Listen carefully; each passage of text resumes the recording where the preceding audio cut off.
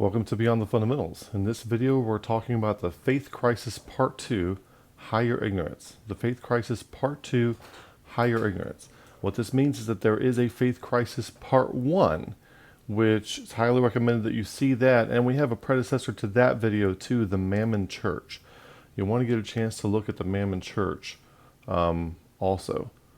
So there are, I don't know if you want to call them prerequisites, but there are videos that came before this, and I'm expecting you're familiar with that content before we move on. Speaking of content, if you're sitting in your church somewhere or in whatever kind of thing that you pursue and you feel like there's something missing, this is the place for you. That's where we're coming from. I came up in church, felt like something was missing. Is this all there is? And what we are doing here on this channel is we are on a journey exploring what else there is. It is beyond the fundamentals.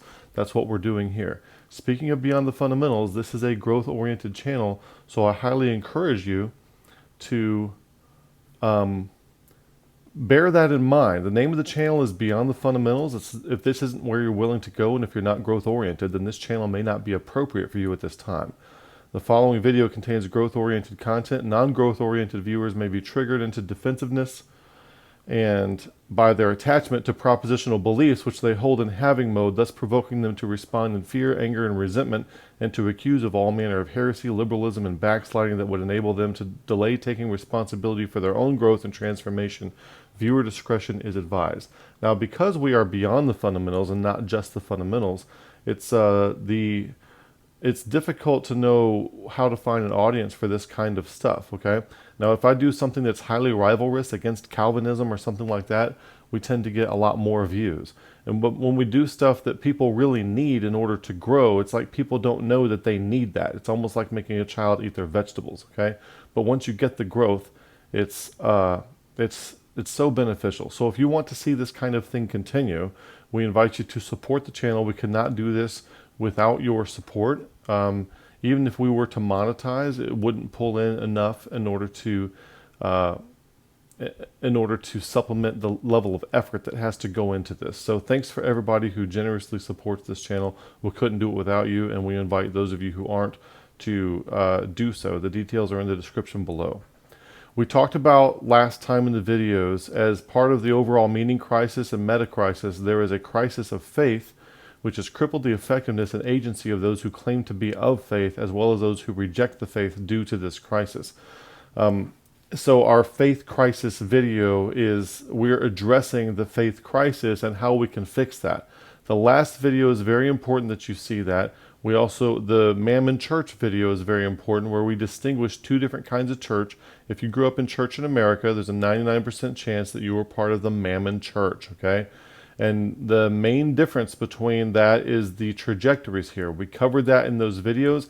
Everything on the top, which is good, logos religio, has something on the bottom which is negative that you don't want. And if you have any memory of the churching that you've had in your past in America, you have had this stuff on the bottom. That's what you've had. And we're trying to fix that. We want the stuff on the top. We want an Ephesians 4:13 through 16 style of church, okay? That style of education, of edification.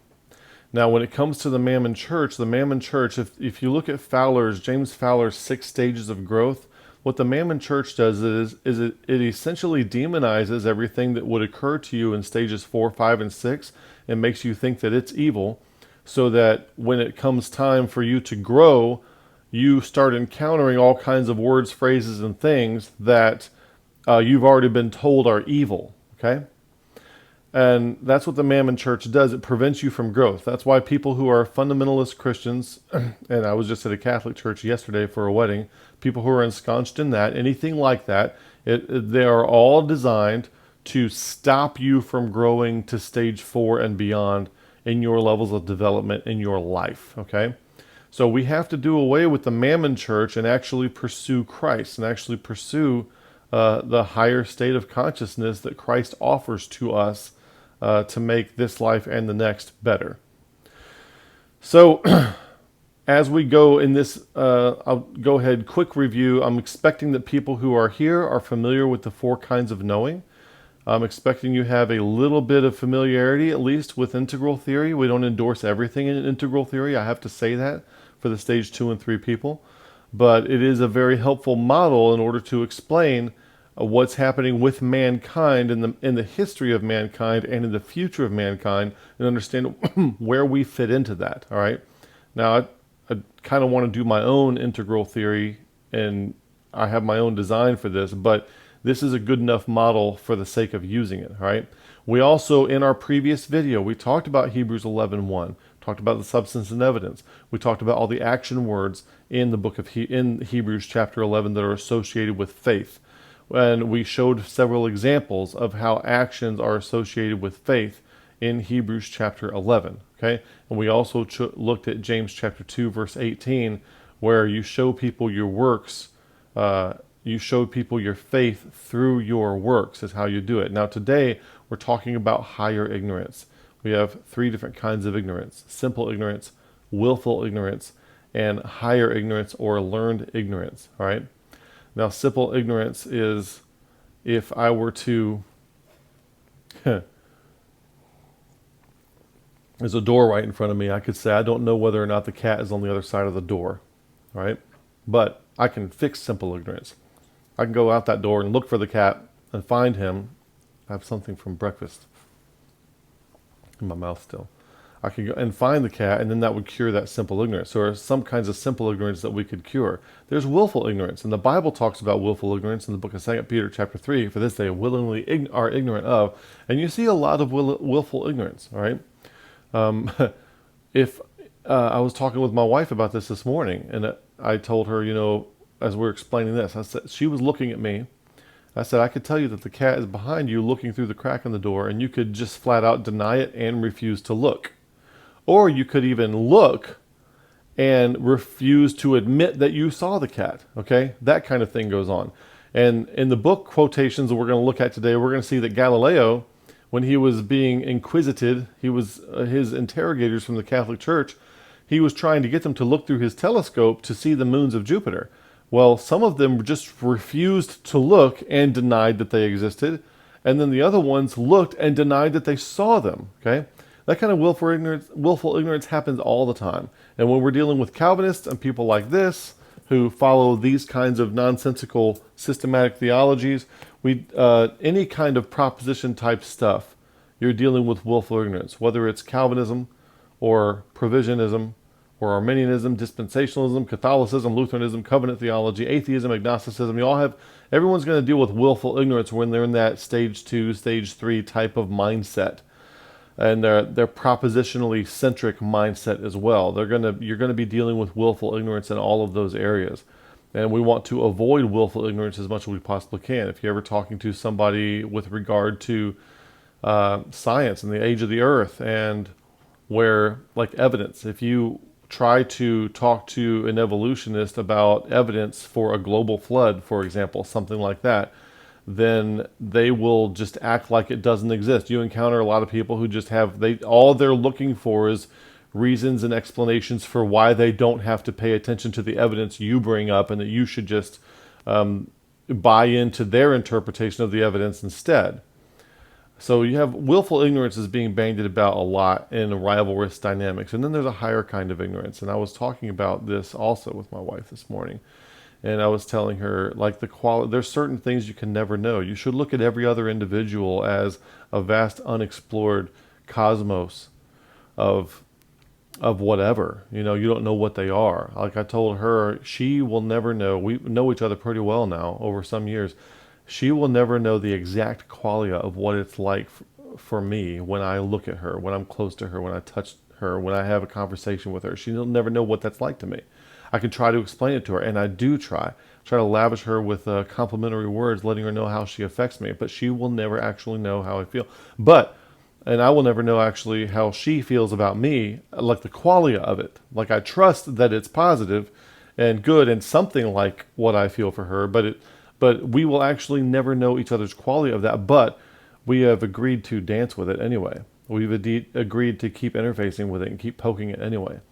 And there are some things, because we are finite beings. Now, because we are finite beings, we are in a tango with the infinite. And there are some things that, because you will die at some point in time, because of our mortality, there are some things that you can never know.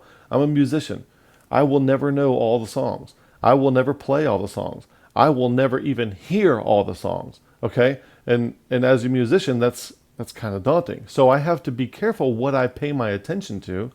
And that's one expression that's like maybe perhaps the major expression of morality. The main expression of morality is that to which you attend. All right? What do you pay your attention to? You have a finite amount of attention on this planet Earth. What are you going to do with it? What are you going to pay attention to? And you have to know that there is more out there than you can possibly know. And when you try to take something as infinite, as transcendent as the concept of God, and you try to capture it all in something stupid like this, that is the most hubristic thing you can do. And when you try to take another human being and your only interest in them is to try to convert them to your religious way of thinking, that is one of the most stupid things that you can do. Because there is a vast amount of unexplored things in the cosmos of their mind that could be useful to them and to you. And what you're doing is when you cram something like this down their throat, you are stultifying that person. You are stultifying who and what they are and what they have to contribute and what their thoughts are. And once they get brainwashed into something like this, like we had Calvinists on this show. We've had J.D. Martin on the show, for example. That dude, he has no idea what he thinks. I have no idea what he thinks. He can recapitulate Calvinism, but all he is an avatar of Calvinism. He has no thoughts of his own. The paradigm of Calvinism has completely stultified his mind to where there are no thoughts that are JD's thoughts. All right, there are no thoughts that are Sonny Hernandez's thoughts. There are no thoughts that are James White's thoughts. There is Calvinism, and they don't even know what they think. I don't know what they think. And when you talk to them about the issue of theology, they personally may as well not even be there. All right, they are an avatar of an ideology and nothing else. Now, what paradigms do? What thought systems do? Systematic thought systems and worldviews and ideologies, what they do is they stultify who you are and replace it with this kind of programming. And then you just keep spitting out the programming. And who are you? What are you? What do you? And you could have something valuable that could edify me, that could help me, but it's been stultified by this nonsensical brainwashing paradigm, which has erased you. That's what the zombie trope is all about. You know, I think there's a book about that by Chris Mastropietro and John Vervaeke about the zombie trope out there and how these ideologies are just turning people into zombies. Well, we don't want to be like that. We want to have this higher learned ignorance. That's what we're going to talk about today. All right. As we do that, I want to start off. By the way, also most of our quotations today in our previous video, we were extensively quoting from this book, Stages of Faith by James Fowler, and in today's video, we're going to quote extensively from The Religious Case Against Belief as we talk about higher ignorance. Now, I want to bring into you another source as well. We're going to look at a 5-minute clip. Now from, excuse me, I've chopped up this video from Jordan Peterson, which was already taken and re-edited by somebody else. But it is a single speech, but all they did was like add a little bit of music and some scenery to it. And so this is a 24-minute video. We're not going to look at the whole thing. We're going to look at about a five minute and some change excerpt. And the reason I put these verses down here that say the word enlightened, for those who were once enlightened and have tasted of the heavenly gift, that the eyes of your understanding be enlightened. This is an example of some of you stage 2 and 3 people.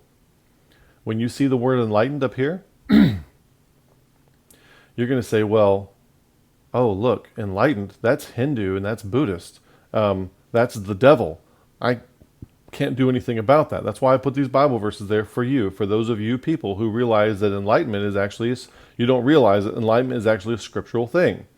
All right? Don't be against that which is required for you to grow. And that's what you are. When all these little buzzwords, when you think this channel is presenting something that's new agey and all this kind of stuff, I don't even know. So many accusations. We're pursuing Christ here. We're pursuing the best version of our future self that we could possibly be, all right? And you have been sold a bill of goods that has demonized a lot of useful tools by which you can grow, all of which are found in Scripture, okay? And that is not good. That is one of the symptoms of the mammon church that we don't want to have to put up with. that we don't want to have to deal with. So if you want to watch this full video, it is here. There is the link to it, and that is what the thumbnail looks like, and it is called "To Be Enlightened, You Must Understand What Evil Is." I don't think that's Jordan Peterson's title for it.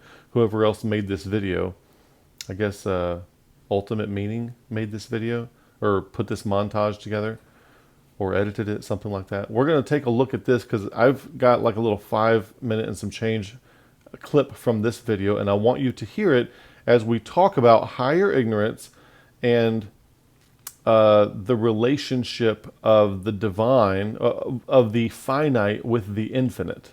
Okay?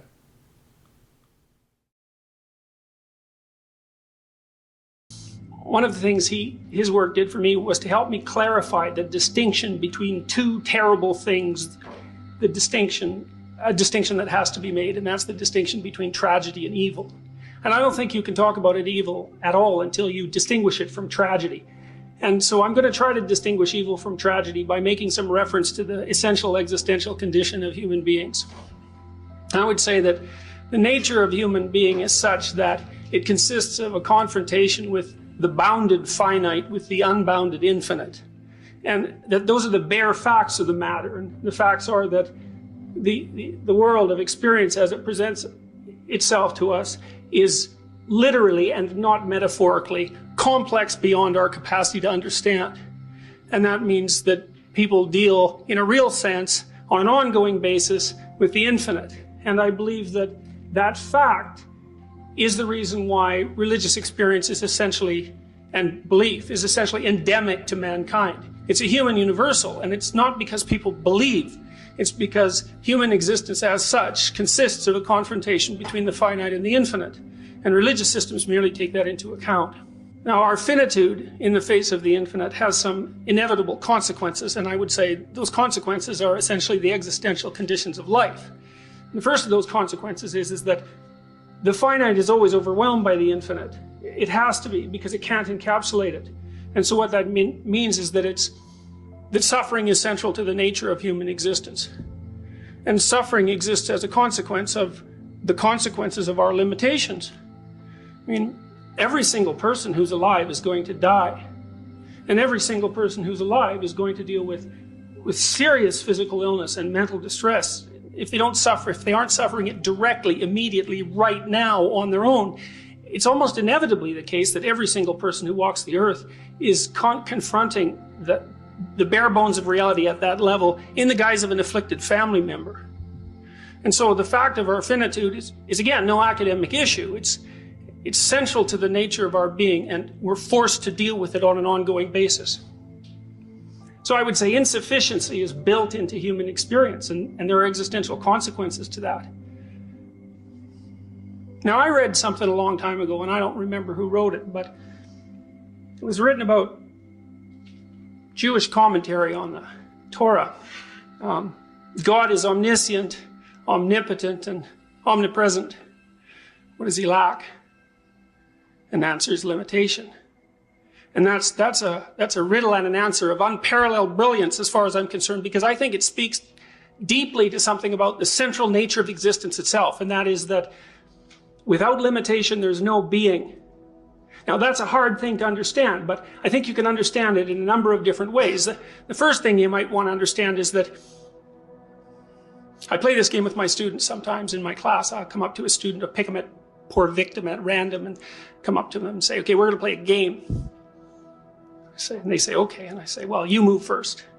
Well, they don't know what to do. And the reason for that is because the limiting parameters of the game have not been defined. And as a consequence of that, they're stunned by their infinite freedom into complete immobility. And what that means in a sense is that in the absence of serious constraint, there can be no choice, no freedom, no existence.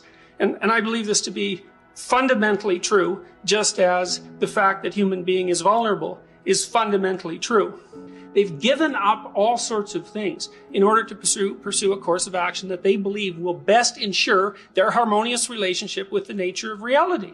Everyone makes sacrifices. Okay, we can say that now because we're psychologically sophisticated and linguistically sophisticated. We know something about human psychology. But thousands and thousands of years ago, before people had this explicit psychological acumen, the best they could do is act out and tell stories about human psychology because they hadn't developed any further than that. And Cain and Abel is one of those stories. The sacrifices are burnt on an altar. Why? Well, the smoke rises. Well, so what? Well, God's up in the sky, and if the smoke rises up there and he gets a whiff of it, he can tell what the quality of the sacrifice was. And you can laugh about that, and you can think about it as primitive, but it's not primitive. It's artistic, and it's beautiful, and it's accurate. And here's why: it's because before the invention of the electrical light, and maybe before the invention of fire, and the closest a human being could ever get to direct confrontation with the absolute unknown was to look up at the night sky. Because the night sky, especially when it's sprinkled with stars, confronts you directly with the fact of the infinite. And to make the presupposition that God resides in the infinite, and you're having a direct experience of the infinite at that moment, is not a primitive notion. It's a very intelligent and creative hypothesis. And so the notion that God occupies the sky, the day sky being equally as impressive as the night sky, is not a primitive hypothesis. It's a reflection of the nature of a certain kind of human experience.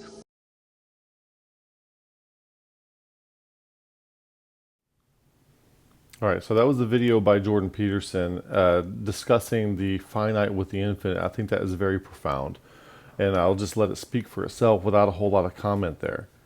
What I want to do now is go in and talk about some of these quotations from the book, The Religious Case Against Belief, as we look at these. What are we looking at? We're looking at the three kinds of ignorance: simple, willful, and higher ignorance, and this one is going to be about higher ignorance. So let's go ahead with our quotations. These are all taken from the Kindle version of The Religious Case Against Belief, and I highly recommend that people read this book. Do I agree with everything in it? Of course not. All right, I would choose some different examples. I don't agree with some of the examples, but the overall point that's being made is very profound. In the current quite popular assessment of religion, there is one thing conspicuously missing: religion itself. It has long been a fashion, and even more so now, to frame arguments against religion in a largely scientific language. From that perspective, critics are right to expose the inherent falsehood of much that believers claim to be true. The popular argument states that those who do believe in God or Allah have fallen under a spell worked on them by clever but fraudulent thinkers, or that religious belief was once useful to the evolution of human culture, but is now an impediment to mature societal advance. What's more, believers are not just wrong, they are also dangerous. Here, too, critics have abundant material to target. So-called true believers, those so convinced of the rectitude of their convictions that they are eager to die or to kill for them, have brought once inconceivable havoc to the human community. Even a cursory glance at the present conflicts across the globe executed in the name of religion seems to justify a twist on the traditional Islamic exclamation asserting that God is not good. Okay? And so I think people who are not necessarily of faith have good reason to understand that those of people who do claim to have a belief system, they are dangerous, and there's good reason for that. Offering a religious case against belief obviously implies that religion is not strictly a matter of belief. It may come as a surprise that a thoughtful survey of the history of religion provides scant evidence on the extended overlap of the two. Quite simply, being a believer does not in itself make one religious. Being religious does not require that one be a believer. This improbable distinction has been hidden by the tenacious notion that religion is chiefly a collection of beliefs, and that is one of the problems that we have in fundamentalist Christianity. We think that religion is a collection of beliefs. It is not. By this account, Hindus have a certain catalog of assertions to which one must assent in order to take the name for oneself, Jews another. This leads to the absurd perception that one could, for example, come to a full understanding of what it means to be a Jew by carefully listing everything Jews are thought to, quote-unquote, believe. But if a religion is not strictly a matter of believing, what is it?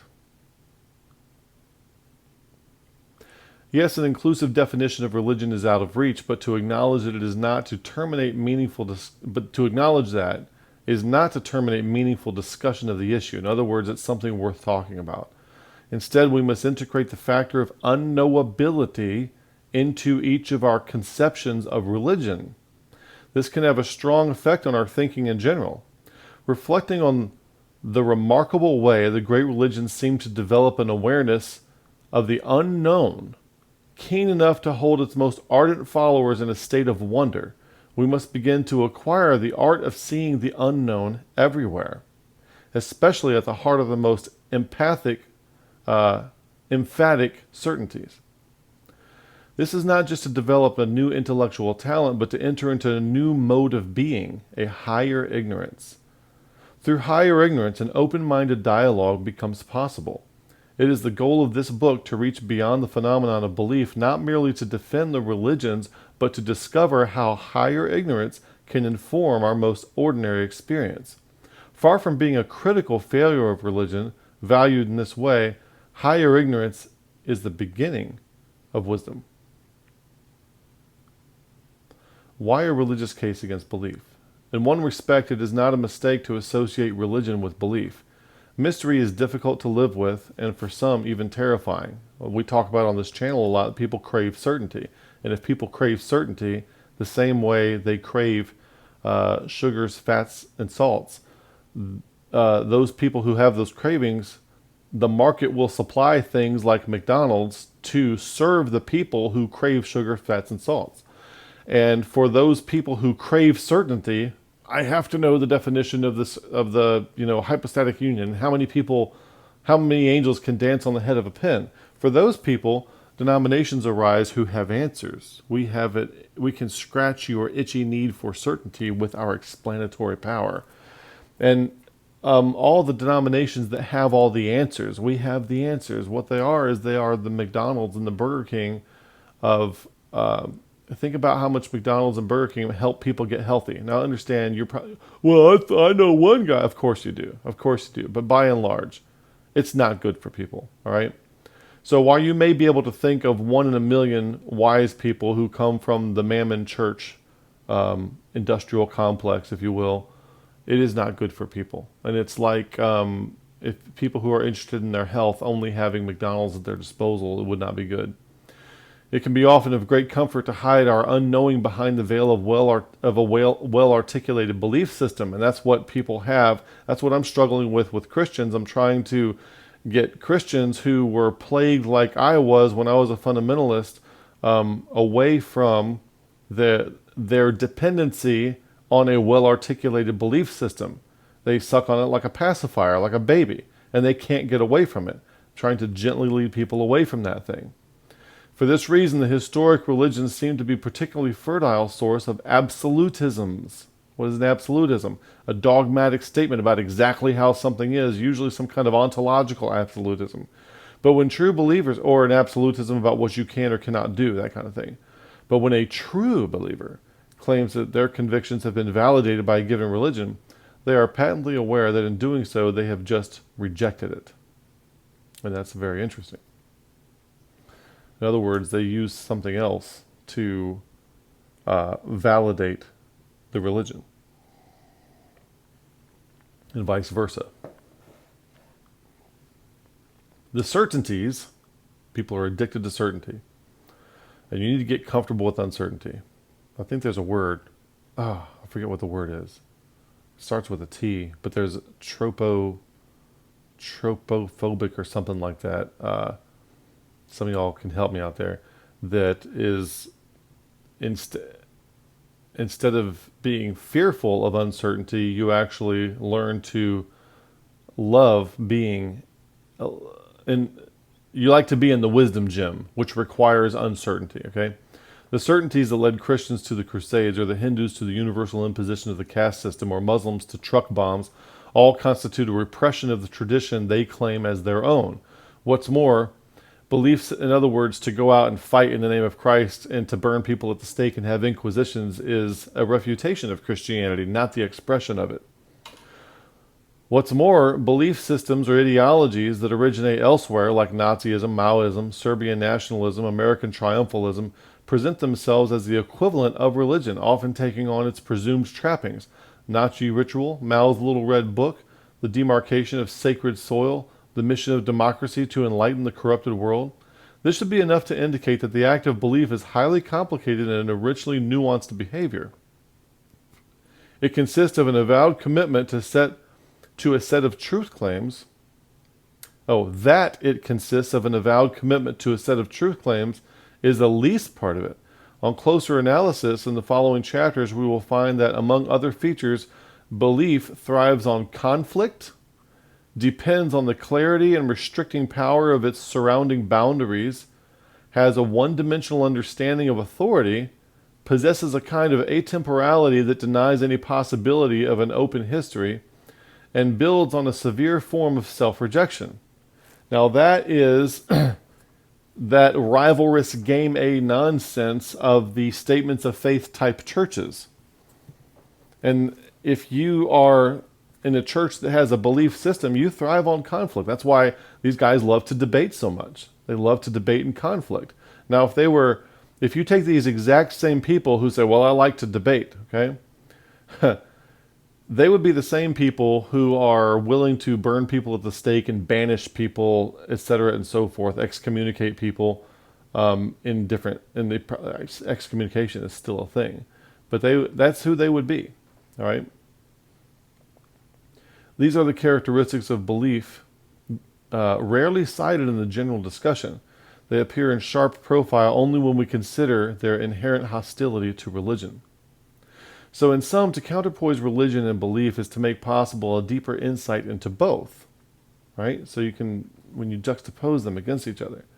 Given the violence that originates in the absolutism of belief systems, and you may think violence like burning people at the stake, conducting wars, having inquisitions and tortures, but also there's, when you have a belief system, it's something like this, there is also the witch hunts, the kicking people out, the backstabbing, the purification trials, if you will, the ideological purity campaigns, if you will, where you have to make sure everybody's towing the line of the ideology or they get outgrouped. That kind of thing. It's different in severity, but it's the same in principle to the people who are conducting inquisitions and burning people at the stake and all that. So given the violence that originates in the absolutism of belief systems, it is urgent that we come to a more incisive grasp of what is at stake. It's proper to hold belief systems to the most stringent canons of knowledge in all its forms. In the process, however, we must take care not to pitch knowledge against religion, as though one is the violation of the other, for in truth they are in essential harmony. The challenge is not to make religion intelligible, but to use knowledge religiously. Did you hear that? The challenge is not to make religion intelligible, but to use knowledge religiously. Now, I think it would help very much if the author of this was familiar with the 4 kinds of knowing, because it would help clarify and disambiguate some of the things that he's trying to say, in my opinion. Okay.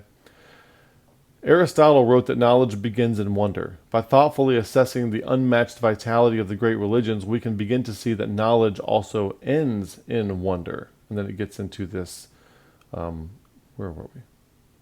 Also ends in wonder. I don't even know what slide we were on. There it is. And then we see the 3 forms of ignorance. Ordinary ignorance is a simple lack of knowledge of one kind or another. Willful ignorance is choosing not to know something that can be known. And higher ignorance is a recognition of the impossibility of accumulating finite knowledge to equal the infinitude of what is. Ignorance of what things truly are is that higher ignorance and learned ignorance. And once you have an appreciation for that, you realize that there's no need for anything like this, and this kind of thing is actually stultifying and will hold you back, and you need to get rid of this kind of thing in your life, all right, and in religious life. What drove Galileo, in other words, was not his knowledge. Now, I skipped some in the book. You can go back and read the book, and I'm trying to give you some highlights from this section that stand out to me, okay?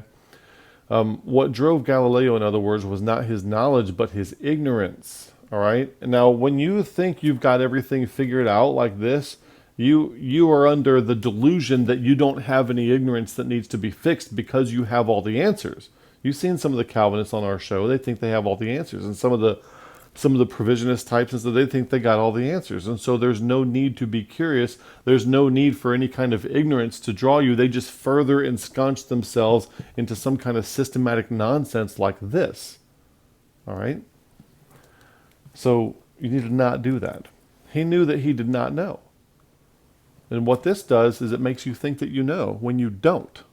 That's the problem with it. So get rid of belief systems. Get rid of your statement of faith at your church because you don't know. All right? It doesn't mean you can't believe the Bible. It's true. It doesn't mean you can't pursue it in faith. See our last video for the usage of those words, belief and faith. He knew that he did not know. He also knew he never would know it all. To associate Galileo with ignorance may seem a bit odd. It's important, therefore, to have a precise understanding of what is involved in making this connection. The word ignorance can be understood in at least three very different ways. In the first and simplest, it indicates a lack of knowledge of one kind or another. For this term, ordinary ignorance will do, or simple ignorance. We do not know who will win the next election, what the weather is in China, or whether marriage to this person will work out. It's important to note that in principle we can satisfy these bits of ignorance with intelligible information. All of us are ignorant in this way. Indeed, there is no end of things that we do not and never will know, but could understand were we apprised of them. In one respect, ordinary ignorance is a trivial phenomenon.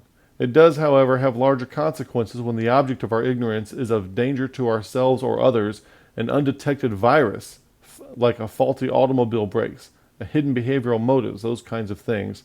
Ignorance of those things can be dangerous to you, so you need to have those remedied if you can. The second form of ignorance is subtler and potentially far more dangerous. Call it willful ignorance. It is a paradoxical condition in which we are aware that there is something we do not know, but choose not to know it. And assuming in ignorance when there is no ignorance. I avoid asking what a friend truly thinks of me, though it is perfectly evident there are strong feelings involved. We are aware that our teenage children have full world outside of our own, but we deliberately shield ourselves from it. Creationists act as if they are oblivious to the huge and tumultuous field of evolutionary theory. Now, I would disagree with that statement, and I would say that from the other side, people who are strictly evolutionists, they act as if they are oblivious to all the interpretations of the same evidence from a different perspective. Okay? So it goes both ways. In its more menacing form, we can expect to find in political oppression, the making of war, the recruitment of suicide bombers, even distribution of wealth, inasmuch as we cannot be involved in any of these activities and be unaware of what we are doing, but act as if we are. If the fighter pilot focuses on the devastating effects of his rockets, it will most certainly reduce his effectiveness. That was actually a problem in the past. Bombers would follow their bombs because they wanted to see them hit. And then by the time they saw them hit, it was too late for them to pull up, and then they would crash. So he deliberately keeps his attention on the electronic signals that indicate only where and when he is to activate the weapons. And so you don't follow through and see where they landed. You just activate them when you're told to. The rich will often make a conscious choice to shield themselves from the circumstances of the poor. There are matters that they would rather not know. There's a third kind of ignorance, different from the first two, and it seems not to deserve that name at all, although it is found at the heart of the philosophical and religious traditions from their earliest appearance. There is no simple way to define it. I will refer to it as higher ignorance. It is this kind of ignorance that describes the inner dynamics of Galileo's life work. Although he himself never directly refers to his work in this way, it would not be surprising had he done so. He was certainly familiar with a famous essay written about 2 centuries earlier, De Docta Ignorantia, Concerning Learned Ignorance, by Nicholas of Cusa, 1401-64. Nicholas was an astronomer, mathematician, and theologian and philosopher, a polymath of such talent that he is often singled out as the most brilliant mind of the 15th century, a figure not unlike Galileo himself. Nicholas even puts the matter with typical elegance, every inquiry preceded by means of comparative relation. He writes, whether an easy or difficult one, hence the infinite, qua infinite, is unknown, for it escapes all comparative relation. By comparative relation, Nicholas means simply the way one finite thing can be related to another. No matter how many of these relations we might perceive, they will never add up to the infinite. Thus, our ignorance of what things truly are. Truth, after all, is not only infinite, but is something indivisible. Hence, the intellect, which is not truth, never comprehends truth so precisely that truth cannot be comprehended indefinitely more precisely. See? There's a degree, even if you think you've got something, there's a degree of precision you haven't gotten to there yet. Peter Boghossian makes a point out of this in his book, How to Have Impossible Conversations, where if you ask an average person, what's your level of confidence on how a toilet works, they will give you a high number, like 1 out of 10. What's your level of confidence that you can explain how a toilet works? They will give you like an 8, 9, or a 10. Then you ask them to explain how a toilet works, and they start to fumble around. Then you ask them again, what is your level of confidence that you can explain how a toilet works? And then that number drops to something like 2, 3, or 4. Okay, that kind of thing. Even though you think you know something, there is an infinitely higher level of precision at which the thing can be known. And you need to know that. This higher ignorance. No matter how many truths we may accumulate, our knowledge falls infinitely short of the truth. All right? Now you have a hard time convincing James White of that, but that do be the case. All right? In the New Testament, a verse well known to Nicholas, the Apostle Paul tells unbelievers on the Areopagus in Athens that his God is the one in whom we live and move and have our being. This is not a God that can be viewed from without, and therefore cannot be known except through our partial experience of it. In Thornton Wilder's Our Town, a character speaks of a letter addressed to Jane Croffett, the Croffett Farm, Grover's Corner, Sutton County, New Hampshire, United States of America, Western Hemisphere, the Earth, Solar System, the Universe, the Mind of God, etc. Everything has an address somewhere within the universe except for the universe itself. Where, after all, is the mind of God? Although at first the Croffett Farm, a concrete and earthly reality, seems to have its own place in the settled order of things, when we are told that the universe has a location unknown to us, there is no saying where that farm really is. Here and also nowhere. Indeed, the entire population of Grover's Corners did not know where they really were. They were alive, and yet they were also dead. Okay?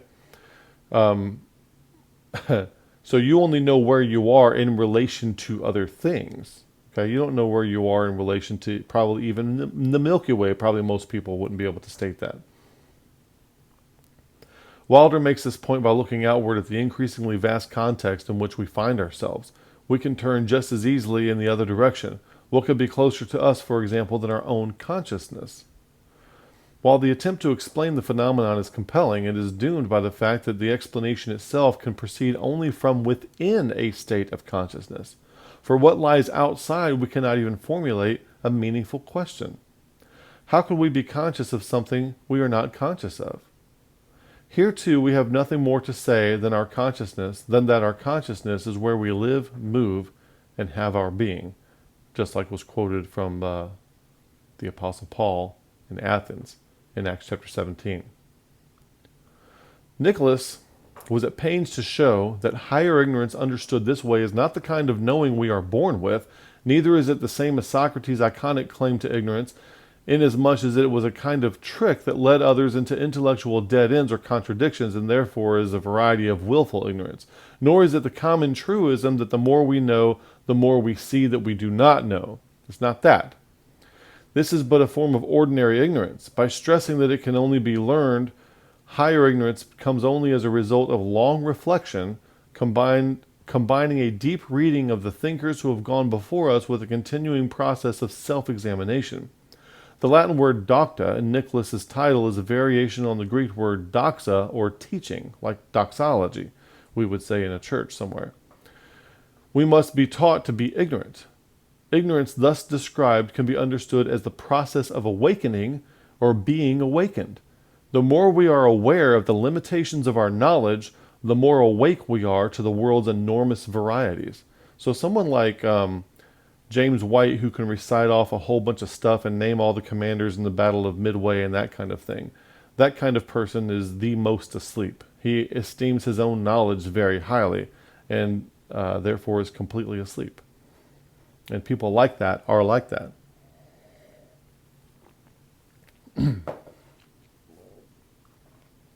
At the risk of stretching the metaphor too far, ordinary ignorance is a sleep that does not know itself as asleep.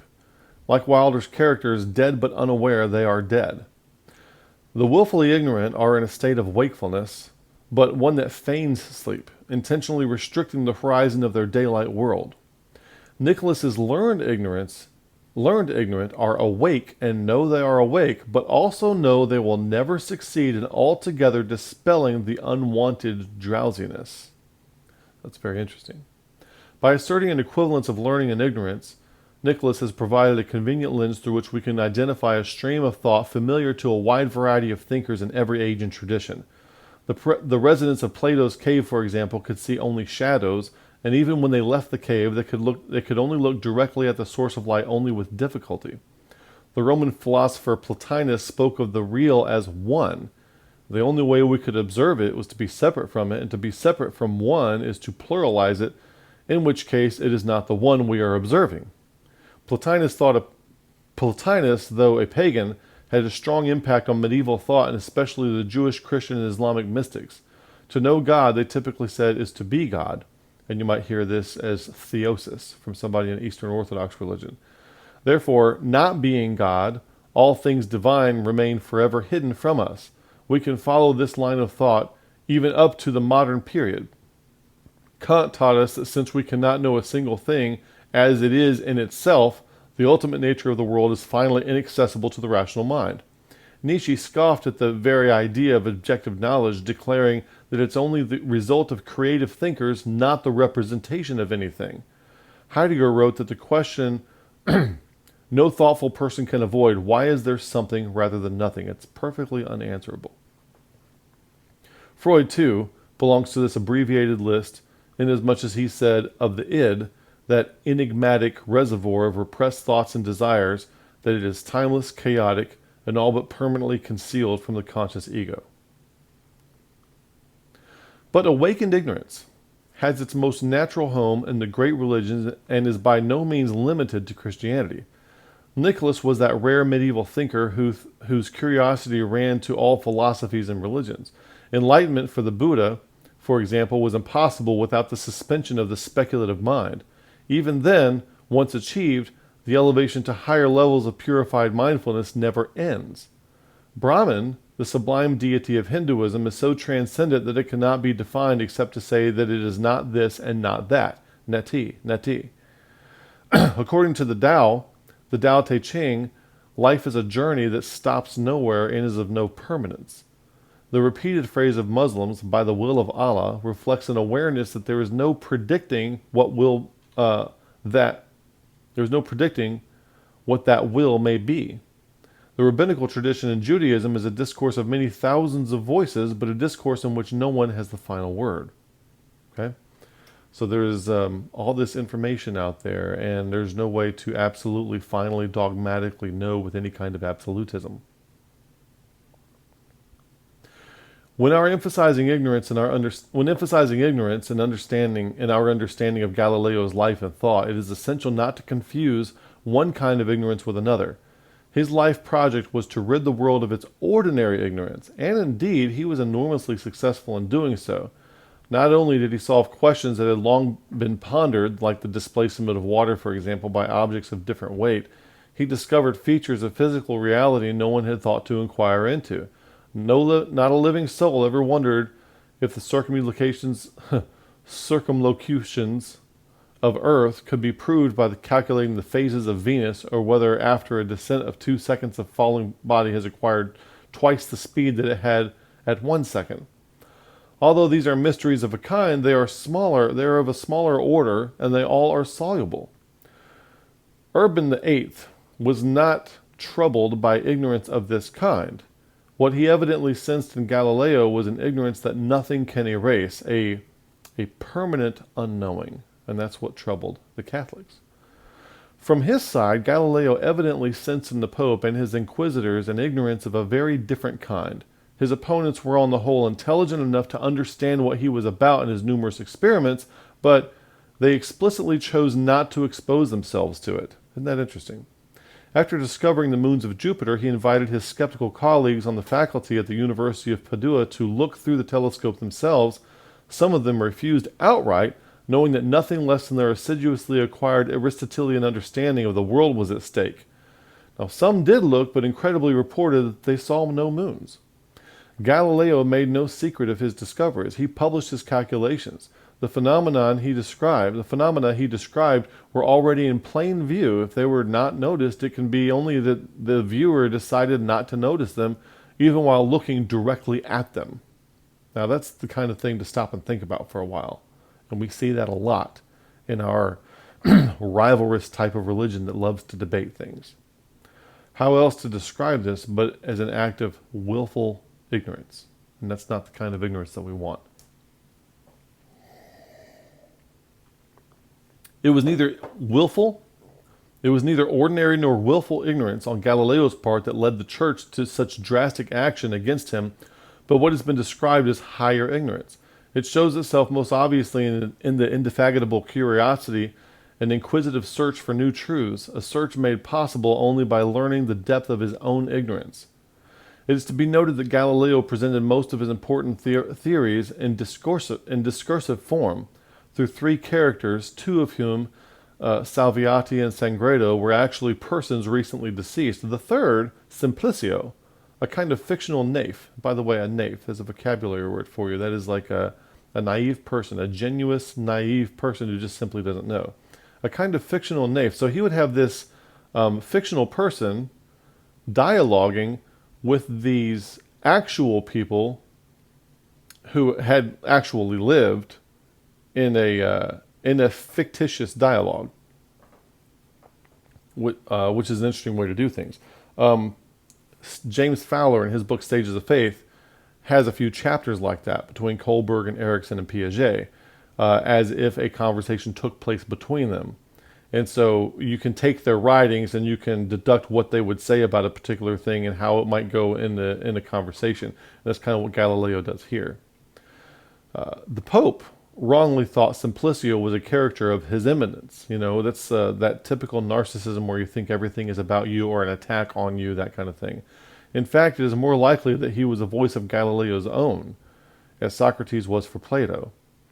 So Simplicio was Galileo's mind, is what he's saying here, not somebody else. At one point, Simplicio sighs, "When shall I cease from wondering?" Giorgio de Santillana, in his brilliant study of Galileo's life and thought, suggested that this could be a motto for all of his work. When shall I cease from wondering? And that's what I think is a good approach to Christianity or the Bible or just growth and life in general, is when shall I cease from wonder? You should not. You should always be wondering. Stay curious. You know, those stay hungry kind of things. Stay curious. In other words, if it were not for Simplicio's persistent ignorance, these famous dialogues could not have been written.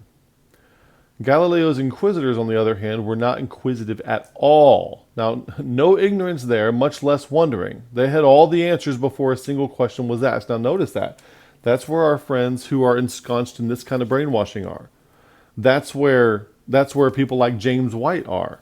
That's where people like Sonny Hernandez are. They're not inquisitive at all. There's no ignorance there. There's much less any wondering. They have all the answers before any questions are asked. They don't even care what the questions are. They've got all the answers. And that's not how we want to be. And that's so when it comes to like the edification model of Ephesians 4:16, there are certain things that are required, like the ability to do rule omega, having been healed from trauma, having some kind of sovereignty in your life, but also a big thing for good faith dialogue to occur with people is genuine curiosity. When I'm struggle when Christians ask me about evangelism and how we should pursue evangelism, and aren't you going to evangelize? Aren't you going to tell me what I need to do to be saved? This kind of thing. What we've done with evangelism is we've turned off our curiosity on people, and we just want to take our beliefs into them and cram our beliefs down their throat and assimilate them into our religious Borg system. You will be assimilated. Resistance is futile, and get them to think like we think. And we're not curious at all about what they think and why they think that. We have no curiosity about it. We just want to convert them. And so what I try to tell people, especially in our FSI group, is when you talk to people, stop.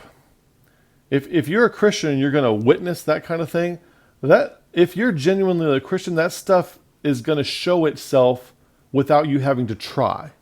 Okay? So what you need to do instead of trying to look for that little awkward place where you can change the direction of the conversation into something spiritual so you can, check off the witnessing block brownie point thing, actually have a conversation with somebody and genuinely be curious about them. Genuinely. Okay?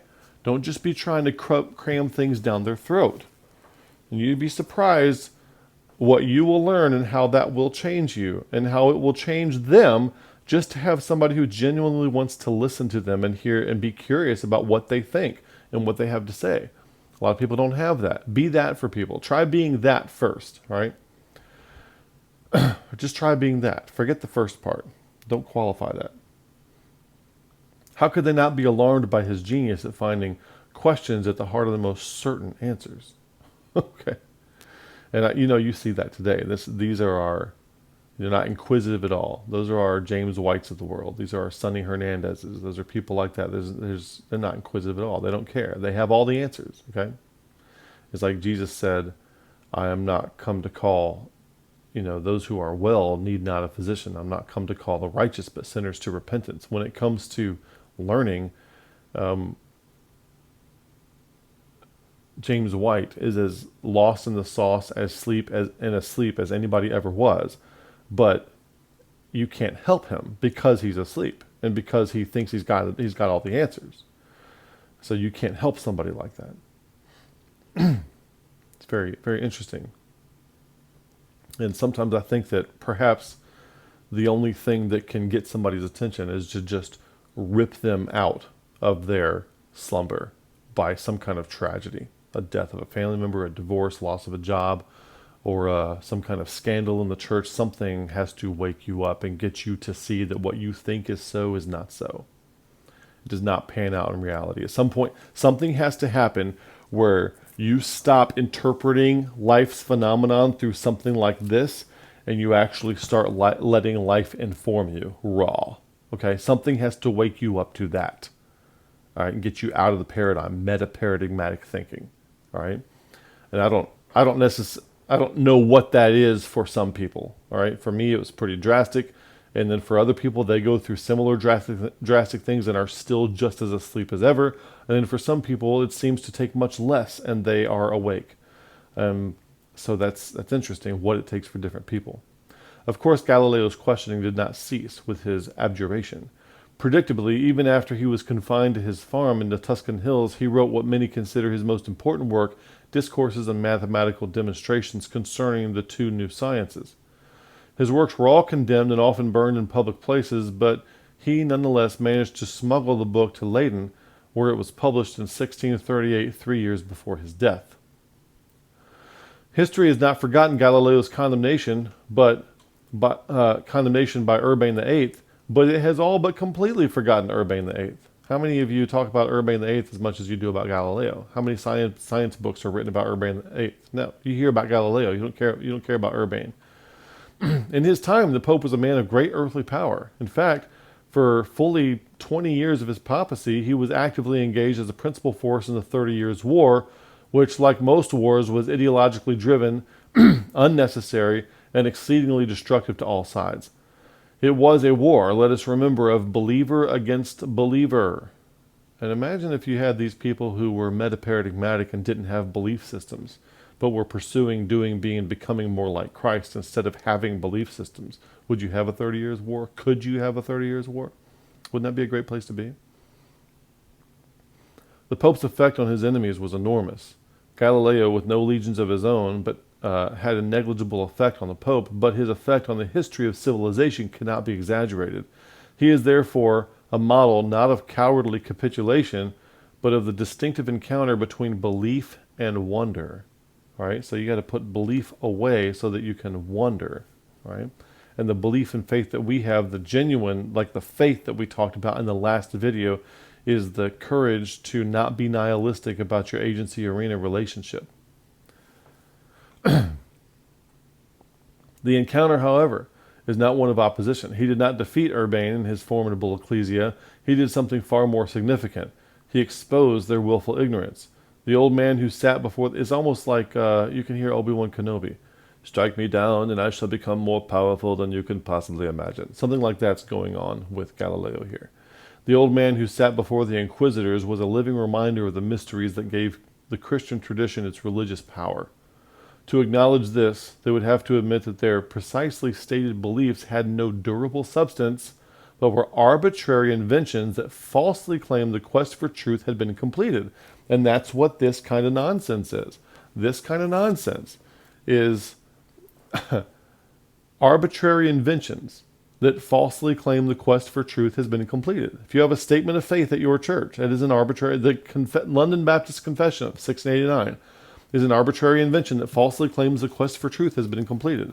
By declaring Galileo a heretic, they painted themselves with that very brush, saying, we say the quest for truth has been completed. There's no reason to, and that painting somebody as a heretic, that's what I mean by purity crusades. You're constantly trying, whether or not you're burning them at the stake or torturing them in an inquisition and pouring melted metal down their throat and pulling their limbs off on the rack and making them swallow metal filings and sawing them asunder. Horrible things they've done to people because they just had different beliefs. That's such a horrible thing. And that kind of purity thing, that purity campaign, ideological purity campaigns that people go on, like the Salem witch trials. People today are still doing that. It's the same in principle, even though it's different in severity. They're not actually burning people at the stake now, but it's only because it's a different time. They're still doing the same kind of thing. All right? It's just that the punishments they can levy are much less severe because of how society has changed. And thank God it has. You could say that all of society is at war against belief systems, and so there's nothing wrong with Christianity per se, as long as you are trying to do, be, and become like Christ. But any belief system, even if it's in the name of Christ, is a horrible, harmful, and violent, bad thing, and we should all be against it. A belief system is against Christ, is anti-Christ. The logos that can manifest between two people when they are generating ideas on the fly, building off of each other. The logos. Belief systems are against that. They are anti-Christ. Belief systems are anti-Christ. And so we could actually, Christians, like true Christ followers, we can join our secular counterparts in being against belief systems, as we all should be. All they ever do is bring divisiveness, harm, and violence, and mental illness too, not the least of which. The importance of this for us in the 20th century, 21st centuries should be obvious. 20th and 21st centuries. We have seen consequences of the destructive power of belief that far exceed those of certain 17th century church hierarchy. Belief systems or ideologies held with the same fervor in our own age have had and continue to have horrors unimaginable to Galileo's contemporaries. His inquisitors were not exactly suicide bombers, but they held their views with the same intensity. Torture, long terms of imprisonment in appalling conditions, and death by the most painful means possible were the recommended treatment of unbelievers, even those who deviated but slightly from the standards of orthodoxy. Now today we don't do that, but for the same deviation of the standards of orthodoxy, we still punish people just to a much less degree, but in principle we're doing the same thing. Galileo's youth, the great astronomer and philosopher Giordano Bruno, found guilty of theories resembling his own, was burned alive at the central piazza of Firenze in an event that Galileo could well have witnessed. The Pope's 30-year war was a horror, but it hardly compares to Stalin's starvation of the kulaks and Mao's Cultural Revolution, and certainly not to the unspeakable crimes of the Holocaust. For true believers, it is a short distance from the 17th century to the 21st.